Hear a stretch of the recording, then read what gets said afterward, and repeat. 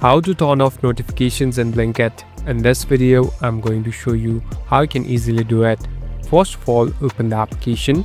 Now, here on the right top, you can see a profile icon. Simply tap on the profile icon.